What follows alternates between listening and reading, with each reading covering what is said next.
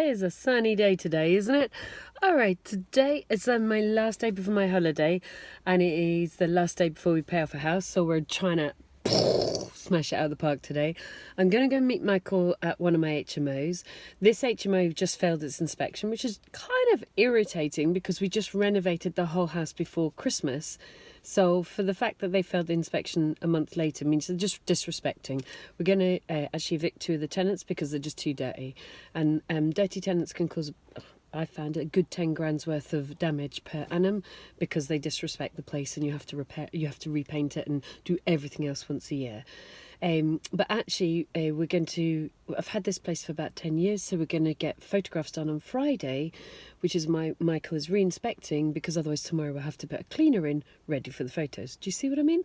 So it's about staying on top of tenants, making sure that the properties are well respected, and that's I'm just going in because Mike hasn't done that many inspections and my standards are quite high, and I also want to show him what to do with the photographer, because there's no point us paying a couple £100 to a photographer if the styling isn't right in the first place.